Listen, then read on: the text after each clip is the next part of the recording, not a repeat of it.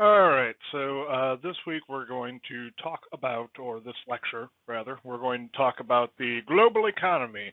We're going to look at the notion of globalization, globalism, and how last time we talked a little bit at the end of last recorded lecture, we talked about the world systems theory. So we're going to get into that and do a little more detail and talk about different types of economy that we see in different types of cultures.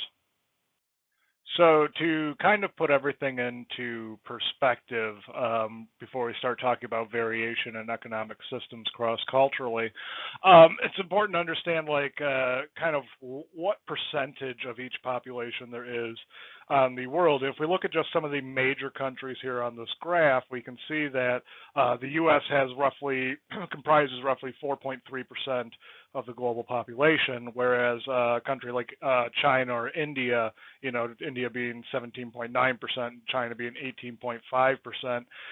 And also look at the big section of other, right? 29.8% of the population of the planet is dispersed amongst really, in low population numbers that are lower than those on the graph. So to go along with kind of the notion of population size, now we look at kind of world share in the world market here. So essentially this is, if we look at it, the United States, our economy holds roughly 24.4% of the global economy, right? With a population size that only comprises 4.3% of the global population, right? So you can see that we disproportionately have a very large percentage, whereas China, which comprises almost 19% of the world's population, only controls roughly 15% of the global economy. Be sure to review the story in your textbook that talks about Cote d'Ivoire, or the Ivory Coast. The story kind of illuminates the pitfalls of neoliberalist global economic practices. Essentially, 40%, or the country exports 40% of the world's cocoa, right? But in 2010, there was a contested presidential election between two individuals, Ouattara and I'm not even going to try and pronounce his last name. Anyways, the conflict escalated to the point of UN intervention. French peacekeepers came in, and Gbagbo was eventually ousted after it was discovered that he was using Mali to circumvent the embargo that was placed in objection to the fraudulent elections. So in essence, what we're seeing here is that, outside forces outside of this country had a significant impact in the level of poverty within this country by placing an embargo which blocked initially a very large portion of the country's cocoa export. And that is not even mentioning, particularly within this country itself, the instances of child labor and near slavery that occurs in Cote d'Ivoire as well. So in essence, some of the chocolate bars that we are buying at the grocery store could be being produced by child labor. So the point to this whole story, right, is that the local farmers to this day still see less than 5% of the profits from the sale of their own agricultural products, right? Transnational corporations like Cargill can have a lasting effect on a country's economy, right? This illuminates the many aspects of international business, right? Profit comes usually before stability and human rights. So when we look at economic organization, kind of the question is as well, what the heck is economic organization within a culture? Well, it involves the facilitation of moving goods and services across an entire society, right? And it's governed by, of course, cultural rules and mores.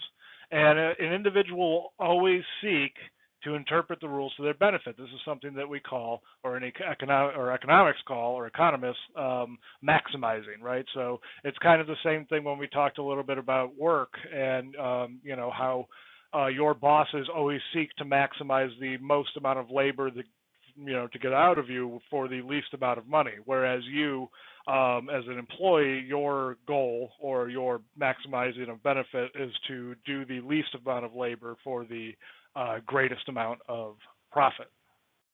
So, economy itself is defined as a system of production, distribution, and consumption of resources resulting from adaptation to the environment. It's embedded in social processes and cultural patterns. And there is a specific subsect of anthropology which studies economic systems referred to as economic anthropology.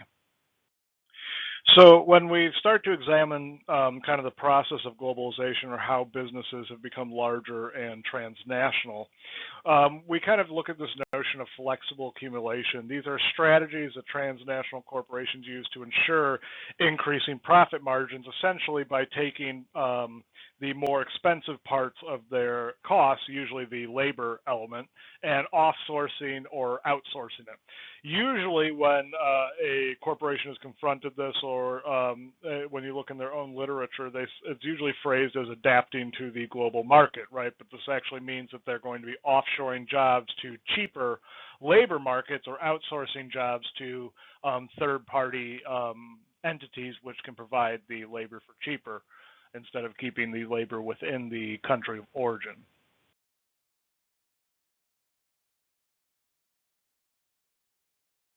So when you look at some of the outsourcing that has occurred within the U.S.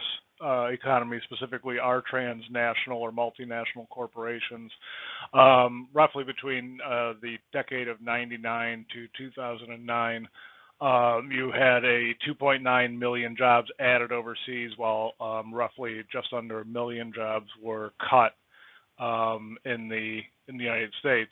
And we'll see on the next slide this trend continues even today, right? There's a large market share that's out of in terms of outsourced jobs. We're going to see some of these jobs in terms of how much we've lost over the past few years to outsourcing, in terms of shifting the economic models for multinational corporations to seek wider profit margins.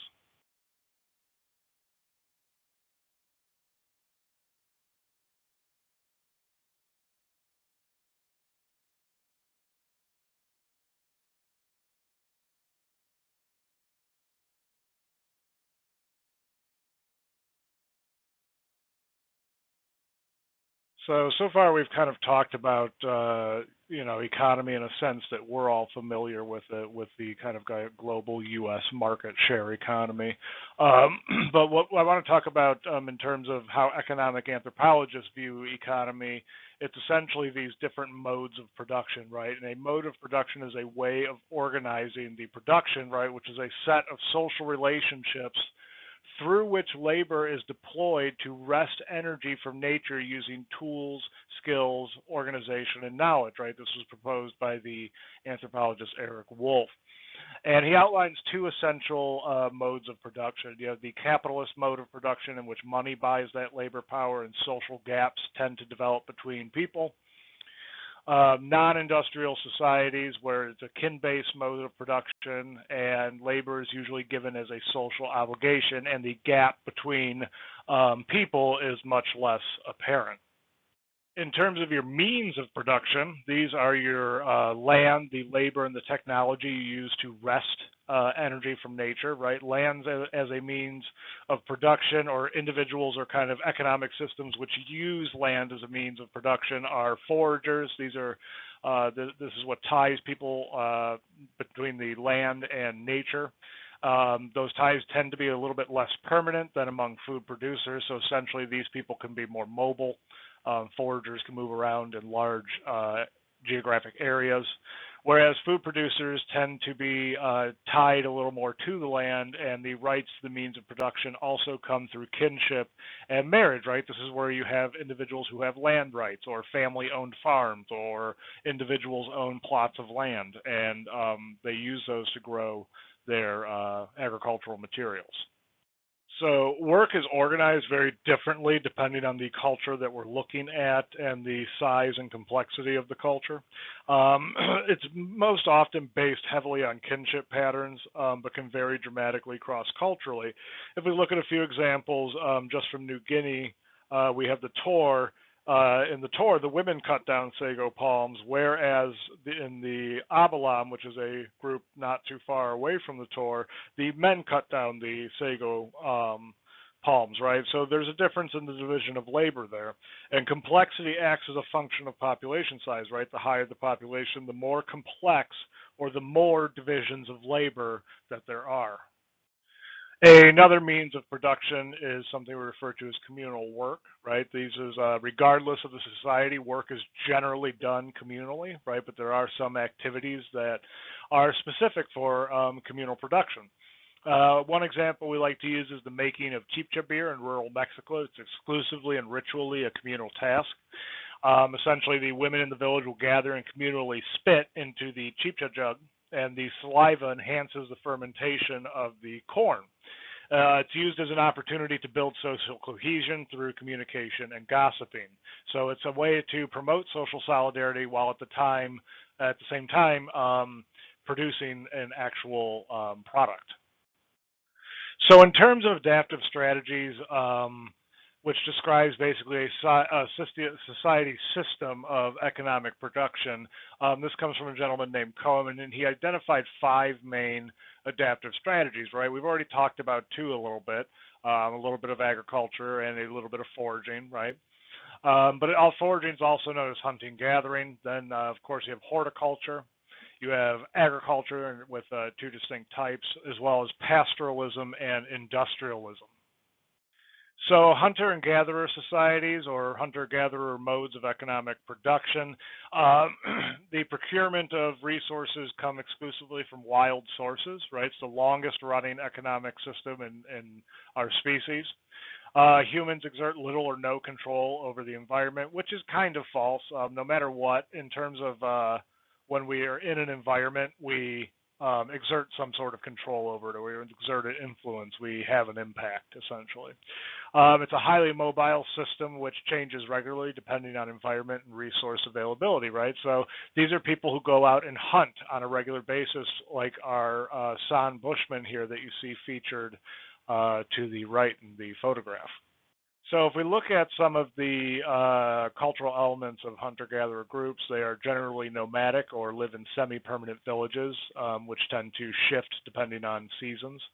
The religious ceremonies tend to occur during times of plenty. Essentially, they would have harvest ceremonies and large animal hunt ceremonies.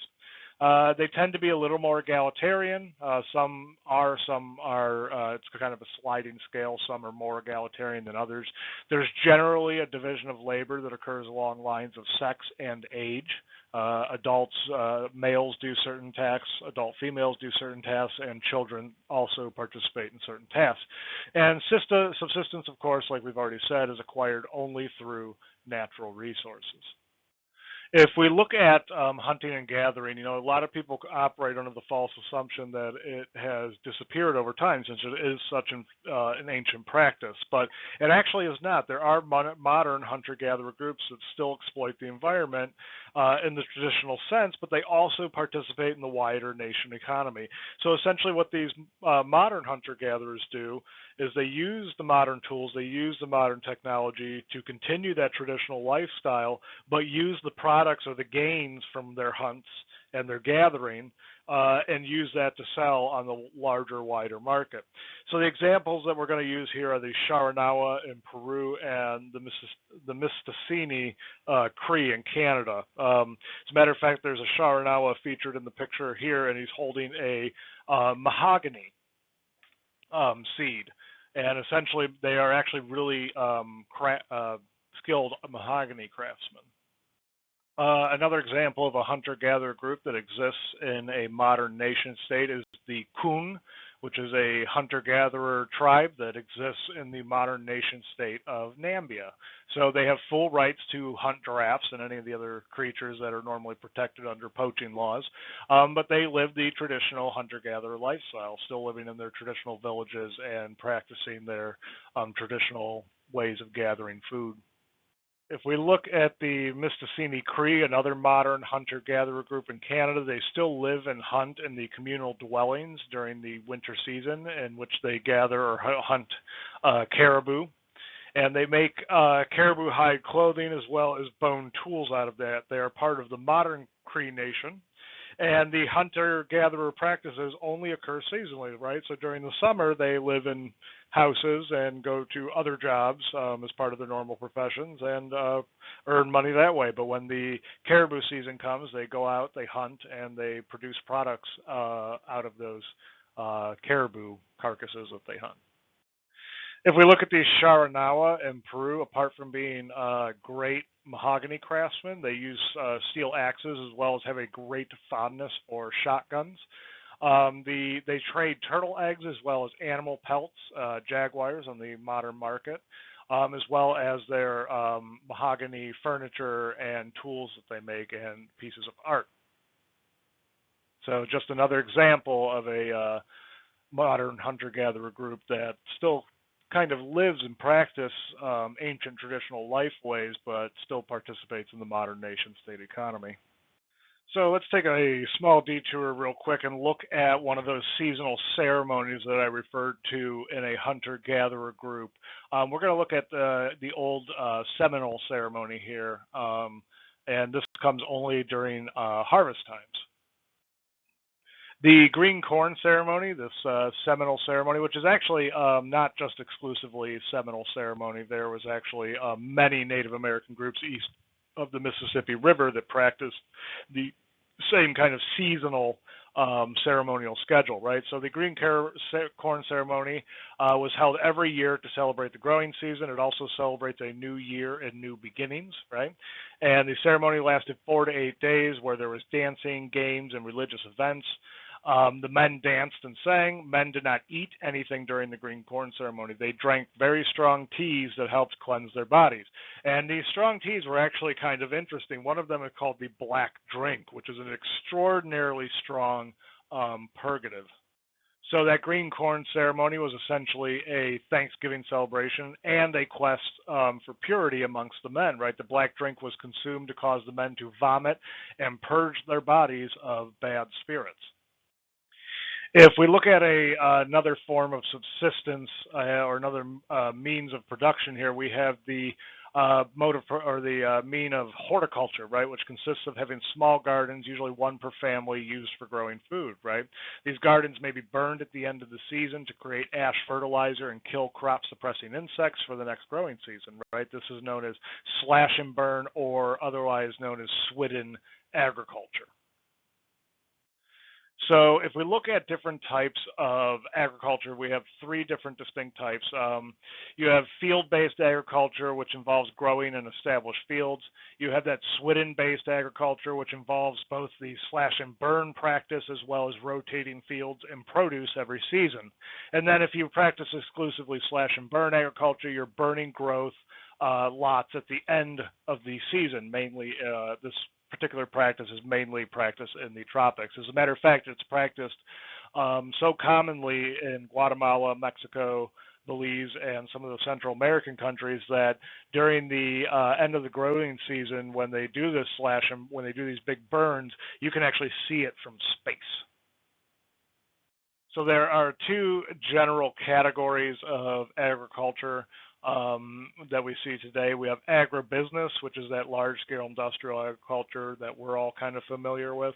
And then, of course, you have small-scale agriculture, like your small swidden agriculture or your small slash and burn or even your horticultural fields. But if you look at the kind of global distribution of farms below 10 hectares, 85% of them are in Asia. Only 2% in the Americas. If we look at the global distribution of farms over 10 hectares, you have the Americas as 46% of them, right? So there's a lot of agribusiness occurring in America and Europe as well as the Middle East and North Africa. So in terms of agribusiness, it's primarily food growth for profit, right? More prevalent in industrialized nations. If you kind of refer to the chart on the prior slide, there is some agribusiness in China, but a lot of the food production that occurs is actually those small scale farms that are producing for probably their local communities or their local provinces. But in large-scale agribusiness, this type of farming could potentially be damaging to the environment, as you are essentially wresting as much potential energy from the landscape as you can. And if you're not careful about your farming practices, you can drain the nutrients from the soil and render that landscape unable to grow produce. If we look at small-scale agriculture practiced amongst modern nation states today, it's similar to horticulture. And in most parts of the world, they do not practice slash and burn. Farms are generally community or family-based, feeding only a small amount of local people. And it's mostly for familial and community subsistence, right? Surplus is sold within market systems. So the development of agribusiness and agriculture in general is not a kind of novel, real invention. It's actually something that's following an age-old pattern in terms of how humans have interacted with the environment, right? Over time, over the past 20,000 years, we've seen a steady decrease in dependence on wild plant food for animals, or for food, or wild plants for food. And we've seen a steady increase in plant domestication and a steady increase on the reliance of crop production as the primary source of acquiring food from the environment. So really all the agribusiness is doing is just the culmination of this, centuries and centuries long pattern.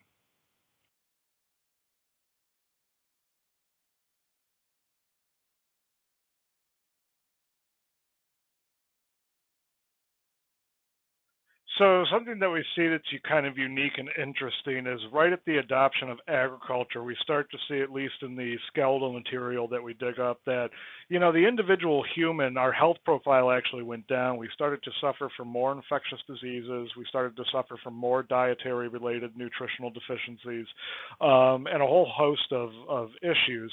So the question is, or what researchers were really kind of boggled by was, well, if each individual was seeing less of a quality of health over their given lifetime, why would humans practice agriculture? Well, the trade-off was fertility. So in essence, we traded individual health profiles for a huge boost in human populations, the ability to have more babies over a given lifetime, right? If you see on this graph here, by 10,000 BP, there are between 2 to 5 million people. By 2000 BP, there's 250 million people. By 1850 AD, over 1 billion people, right? So you could see it allowed for this insane growth rate in terms of human populations. So in terms of plant domestication, I want you guys to know that there were many, many individual places in which agriculture was invented independently. In a lot of your Western Civ classes and in a lot of your history books, it kind of gives a little more credence to the Middle East, which was one of the earlier places where agriculture was invented, but this wasn't an issue of it being invented there and spreading to the rest of humanity. Agriculture is kind of an adaptive strategy that was developed by numerous human groups, numerous cultures throughout history. The process of domestication was not always a smooth process. As a matter of fact, there are many, many, many extinct cultigens. Most of the original cultigens that we first domesticated back in that 10,000 to 5,000 BC era, most of those are extinct now. So we're pretty much working off an entirely different set of cultigens than what we started with. And, when archaeologists look in the archaeological record of past societies to try and figure out if they were conducting agriculture, one of the things we look at is seed size. And we say if seeds that we find in the ground are over a certain size, then that means that they've been producing food for crop, right? Because when you produce large crop products or large crop plants, they tend to produce larger seeds than than if they were just simply out in the wild. But unfortunately, modern research has shown that plants will actually compete with each other via intra-specific competition, and will do that via seed size. So we are actually not 100% sure. So some of the dates we have on when agriculture may have started in some regions may be a little off. We're just not 100% sure. So in essence, agriculture itself was an adaptive trade-off. It allowed for population growth. It formed the basis for complex societies and technologies. Plants were the sources of both food and drink. And 2/3 of humans' necessary calorie and protein intake comes from key cereal grains or their relatives that were essentially domesticated in the earlier Holocene. Some of the deleterious side effects of the development of agriculture includes environmental degradation. Essentially, culture and technology has allowed us to increase our population size from roughly 2 million to more than 7 billion in the last 10,000 years. So what this leads to, essentially, since we are creatures that consume so much, we're going to eventually have a global strain or a strain on the resources, and this will strain the global environment as a whole. In essence, humans and agriculture and our kind of development of our ability to reproduce so rapidly and in such high numbers allows us to kind of put additional strain on the global environment as a whole. So in essence, environmental degradation is well documented and began around 10,000 BP. The process of domesticating and raising plants and animals has affected the world biodiversity and ecology. So unchecked population growth in terms of humans could lead to food crises as we use up all the arable land if we don't develop culturally mechanisms by which to deal with that particular stress. So in terms of looking at the global economic system, it really kind of started originally with kind of the Silk Road moving products from Europe to China, but a little bit later on when we get to the kind of colonial era, we can see this kind of colonial trade map that's occurring. And this is what really connected all of the continents together in terms of a single global trade network. Coming from this colonial trade network that occurred during the 18th century, we have the rise of the Industrial Revolution, which transformed traditional societies into, quote, modern societies. It shifted economic systems within those societies from domestic or within the house economic system, producing for your own subsistence, to standardized or producing for profit. And this causes urban population booms, the development of replaceable parts for machines, and there's also cultural elements that spurred the development of the Industrial Revolution as well. So if we go back to kind of Karl Marx and his writings on social organization, he wrote about social stratification in terms of how industrialization or the process of industrialization and what the end product of it is. And remember, we looked at two different classes, the bourgeoisie and the proletariat. Bourgeoisie, of course, being the merchant class, traces origins to overseas trade and capitalism. These are the landowners, and they control the means of production, whereas the proletariat at the end of the industrialization process is the working class, which is employed by the bourgeoisie and has very limited property ownership. So know these terms in terms of Marx's work on industrialization, right? He called this process the process of proletarianization, right? The separation of workers from the means of production. And also know class consciousness. This is the recognition, and we talked about this last time, of the collective interest and personal identification with one's own economic or socioeconomic group. Once the kind of colonial era ended in terms of the American colonial era, once we start getting to the late 18th and early 19th century, we start to see a rapid spread of colonial systems to various parts of the world. For the Spanish in particular, it started a little bit earlier in the kind of 16th century with their conquering of South America, Cuba, the Philippines, and as you can see, they spread far into North America as well and had colonies in Africa as well. And I'm kind of incorporating the Portuguese in with the Spanish as well.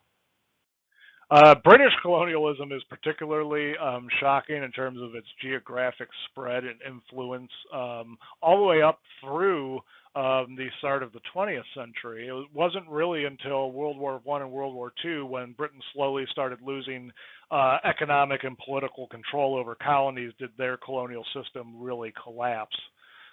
So as we can see here, by 1914, they had conquered 1/5 of the world's land surface, showing it's kind of shocking, seeing all of the British territory. So most colonies were relinquished by the end of World War II. As a matter of fact, this was really the impetus for America to help the UK in World War II.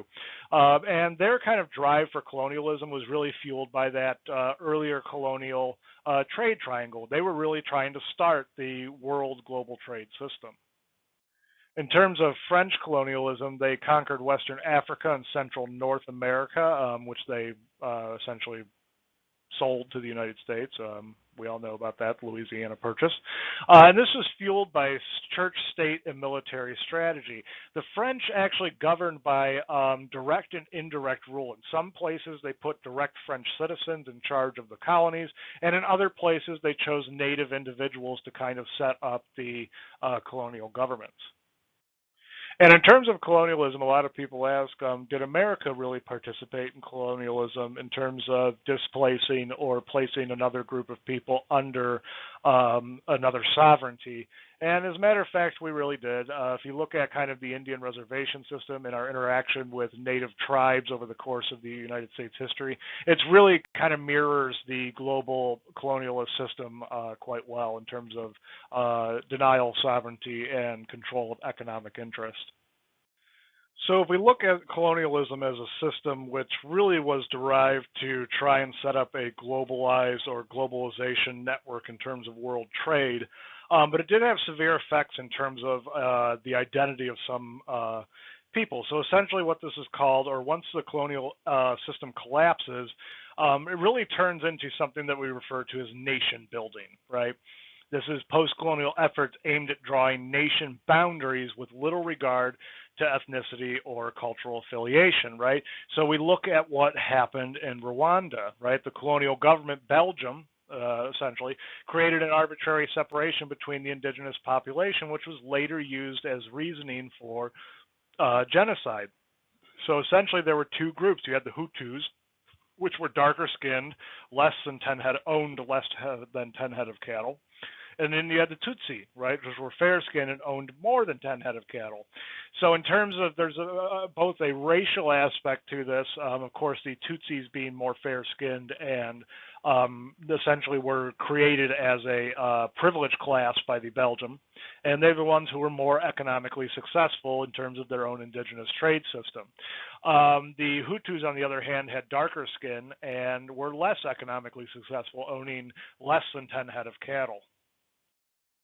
So the kind of question is there modern colonialism? Is there countries out there that are exerting economic influence as well as sovereignty over other nations that they have influence in?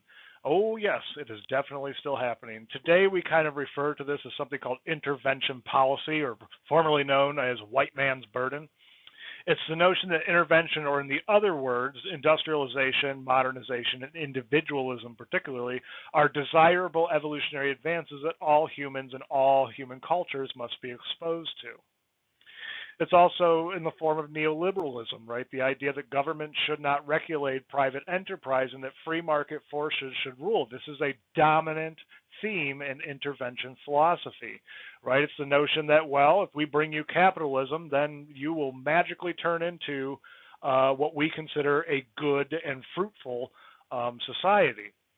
And we notice that the spur or the kind of rise of neoliberalism really kind of occurred across the world as the fall of various communist countries happened in the late 1980s and early 1990s. So if we look at an example of world systems today, we look at NAFTA, which is one that we should all be relatively familiar with as our own countries involved in it. And what I want to look at is, we tend to take a look at how it affects the American economy, which some economists will tell you it has roughly between a 1 to 5% effect on our economy. But how does it affect the Mexican economy? In terms of general patterns, the effects that NAFTA has on the U.S. is that U.S. corn sales are now profitable inside Mexico. There is a new wave of illegal immigration occurring in the United States as people from Mexico who used to be rural farmers can no longer farm as a form of subsistence in terms of economy. So they're forced to move to different areas, whether it be cities within their own country or immigrate to another country to find work. So corn is the cheapest it has ever been. And it allowed the entrance of major U.S. corporations into Mexico, right? Basically creating a flexible accumulation zone on the border. So this is a place where U.S. companies can outsource jobs that would normally exist in the United States to Mexico, where the labor is cheaper.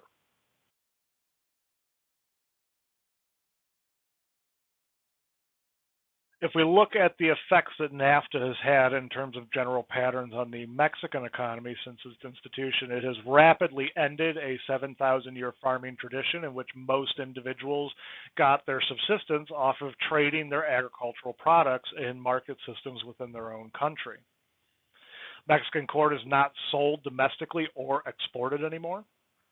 Over 60% of the farmland is degraded by agrochemicals because initially, during the early years of NAFTA's institution, the Mexican farmers were desperately trying to keep up, thinking that they can outproduce the American corn growers and push the price into their advantage. And Mexican farmers are now forced to look for work in cities or immigrate to the United States to find profitable work. So really the question that we have, or something that we have to confront as a first world nation that does have influence, that owns a quarter of the world's economy, is globalization a good or a bad thing? In a lot of instances, if we take the example of chocolate, there are there's child labor involved in the production of chocolate. There is unequal and horrible inequality that's involved in how the farmers are paid for their agricultural product, for the cocoa beans. So the question is, as consumers of these products that are made, should we, or, in my opinion, we should strive to be more conscious about the supply chains for the products that we use, and to ensure that these transnational corporations are acting ethically and responsibly across the globe. I'm not saying that world trade is bad per se, but unethical, unregulated, and unfettered world trade can have a real human cost to it. All right, let's look at some modern economic systems here for a minute. And this will, after these systems, we'll kind of wrap up our recorded lecture. We have capitalism, of course, socialism, communism, autocratic disbursement, as well as neoliberalism. We'll take a look at each of these. So if we look at capitalism, it is an economic and political system in which a country's trade and industry are controlled by private owners for profit rather than by the state. The worker is essentially divorced from their own work product in most industries. And there are two kind of versions. You have that free market capitalism versus regulated capitalism. In free market, there are no regulatory agencies from the government to ensure that corporations are acting ethically. In a regulated capitalist system, the government or a regulatory body ensures both ethical actions as well as the prevention of price gouging and the safety of products as well.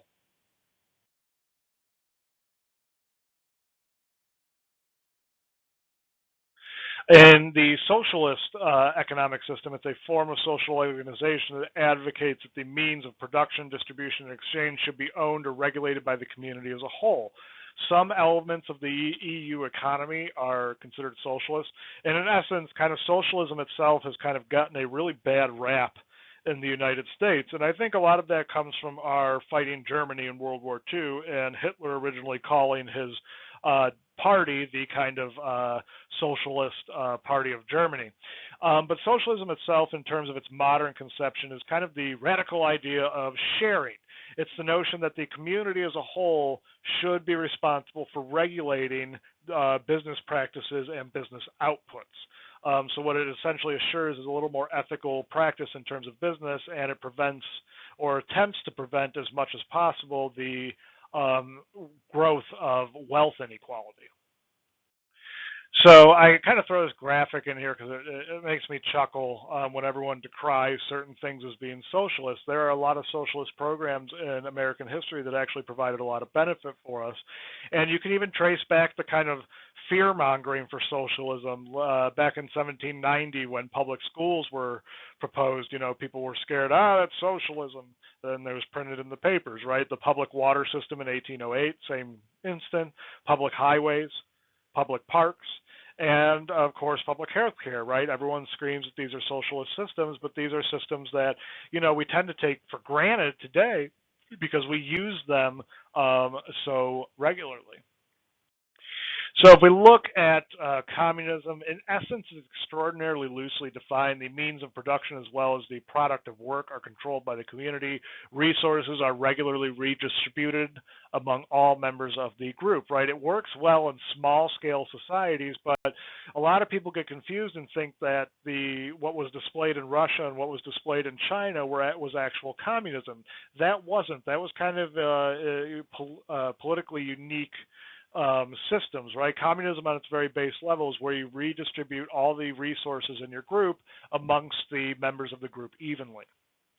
If we look at autocratic disbursement, this is where an autocrat holds power to change and manage the economic system at will. It's an extraordinarily unstable system. This was seen between 1920 and 1940 in Spain with Francisco Franco. Actually, post-1940, the populace of Spain was actually able to limit some of Francisco's power in terms of his ability to change the economic system.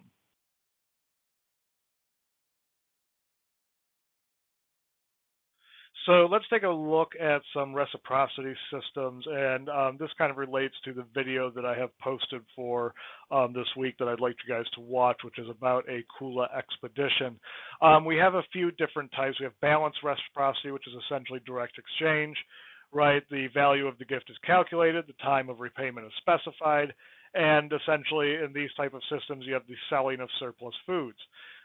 You also have the Kula ring that exists among the Trobriand Islander, where one trader gives a partner a white armband and expects a red necklace of equal value in return, right? Promissory gifts are made until the return occurs, right? Usually occurs among distant kin on these distant islands that are sometimes hundreds of miles apart from each other.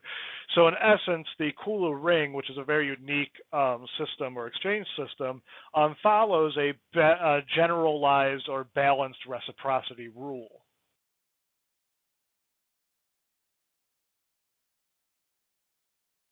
If we look at another type of reciprocity, we have generalized reciprocity where the obligations underlie the principles of reciprocity, right? So this is a direct exchange of goods and services. And this is kind of generalized reciprocity can be seen as altruistic transactions in which gifts are given freely without calculating value or repayment due. So in generalized reciprocity, this is kind of an example you can think of as giving Christmas gifts out or giving birthday gifts to someone. You don't directly expect something in return, but you are giving an item out freely. Another example of this would be meat distribution among the Kung. In essence, when the member or the lead member of the hunt comes back, he is responsible for distributing or giving that meat to all the members of the group or the ones that he chooses to receive it. And this actually has a very, very, in terms of social cohesion and evolutionary science, this has a very, or evolutionary adaptation, this has a very distinct advantage, right?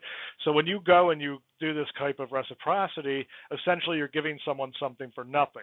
And that creates a sense of loyalty or a sense of social cohesion amongst the participants of the transaction.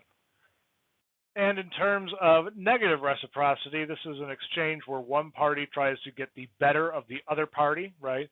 For an example, hard bargaining or deception, or horse raids where you go and you steal, essentially, or selling prepared food to a captive market, right? So sometimes you're essentially, we all kind of complain when we go to major sports or concerts or things like that, how expensive the food is there. Well, that's an example of negative reciprocity. That same food item would cost much less if you were to make it at home or buy it at a restaurant somewhere else. But since you are a captive market at a sporting event or at a concert, they can charge much more, right? This usually occurs, this type of system of reciprocity occurs among unrelated persons. If we look at our kind of one of our final systems of exchange here, we have market exchange, which is the exchange of goods among many buyers and sellers, right? Directly by barter or indirectly by money or pricing.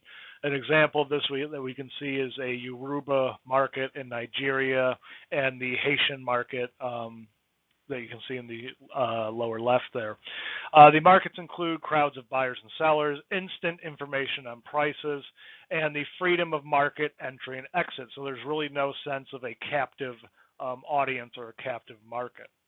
So in essence, be sure to read the video or the chapter very thoroughly. In terms of your textbook, it's very information dense. Be sure to know how neoliberalism and the world system play into one another. Be sure to review what happens when colonialism collapses. You can look at the Algiers or the Algeria example in your textbook. And be sure to know the differences between the various systems of exchange, both in industrial and non-industrial societies. And also be sure to watch the posted video for this week.